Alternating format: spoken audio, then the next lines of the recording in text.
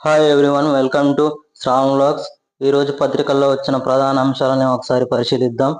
ప్రధానంగా ఛత్తీస్గఢ్ అడవుల్లో జరిగిన భారీ ఎన్కౌంటర్ గురించి ప్రధాన పత్రికల్లో బ్యానర్ ఐటమ్ వచ్చింది. దండకారణ్యంలో నెత్తిటోర్లు ప్రవాహం ఆగడం లేదు. ఆపరేషన్ కగార్ పేరుతో కేంద్రం చేపట్టిన మావోయిస్టుల ఏరివేత కార్యక్రమం కొనసాగుతోంది. దేశంలో నక్సలైట్లను తుదముట్టించే లక్ష్యంగా కేంద్ర బలగాలు అడవుల్ని జల్లెడ పడుతున్నాయి.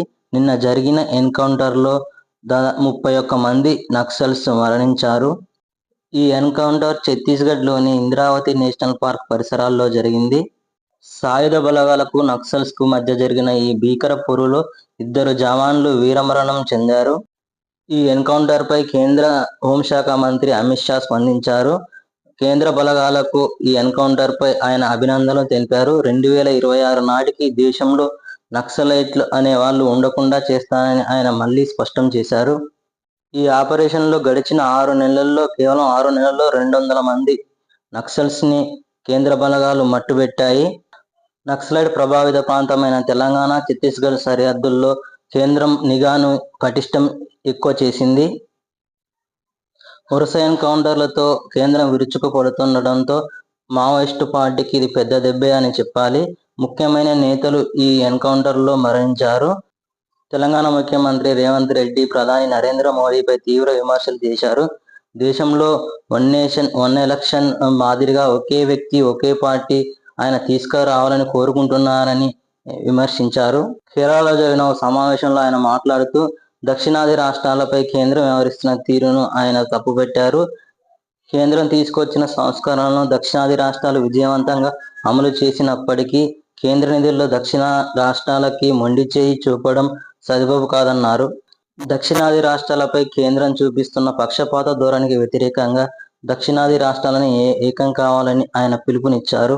రాష్ట్రంలో నిర్వహించే వివిధ ప్రవేశ పరీక్షలకు సంబంధించి తెలంగాణ ఉన్నత విద్యా మండలి కొత్త నిబంధనను అమలులోకి తీసుకురావాలని కసరత్తు చేస్తున్నట్టు తెలుస్తోంది. ఇప్పటి వరకు ప్రవేశ పరీక్షకు 1 నిమిషం ముందే గేట్లని మూసివేసేవారు.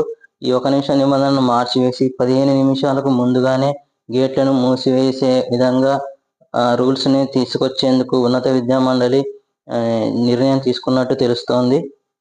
త్వరలో తెలంగాణలో ఎడ్సెట్, ఎఫ్సెట్, ఐసెట్ వంటి ఎంట్రన్స్ పరీక్షలు ఉన్న నేపథ్యంలో ఈ నిబంధనను చేర్చడం ఆహ్వానించదగిన పరిణామం. మరోవైపు ఈశాన్య రాష్ట్రమైన మణిపూర్ సీఎం బీరేన్ సింగ్ తన పదవికి రాజీనామా చేశారు.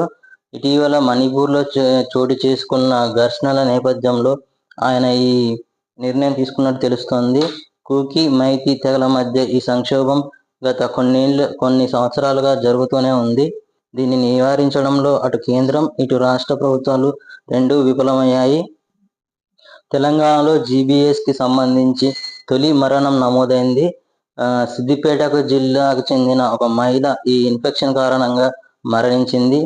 గిలియన్ బాల్ సిండ్రోమ్, జీబీఎస్ అంటే గిలియన్ బాల్ సిండ్రోమ్ అనే వ్యాధితో ఈమె మరణించింది. వైరల్ ఇన్ఫెక్షన్లు, బ్యాక్టీరియా కారణంగా ఈ జీబీఎస్ అనే వ్యాధి సోకుతుంది. ఇది అంటువ్యాధి కాదు, ఎలాంటి ఆందోళన పడవలసిన అవసరం లేదని ప్రజలకి వైద్య నిపుణులు సూచిస్తున్నారు. ప్రధానంగా ఈ జీబీఎస్ వ్యాధి అనేది రోగ నిరోధక శక్తి మీద దాడి చేసి నాడీ వ్యవస్థను నిర్వీర్యం చేయడంతో మనిషి మరణానికి తోడ్పడే ఆస్కారం ఎక్కువగా ఉంటుంది. దేశంలో ఎక్కువగా ఈ జీబీఎస్ కేసులు మహారాష్ట్రలో నమోదవుతున్నాయి. దేశ ఆర్థిక వ్యవస్థకు కీలకమైన విదేశీ మారక ద్రవ్య నిల్వలు భారీగా పెరిగాయి.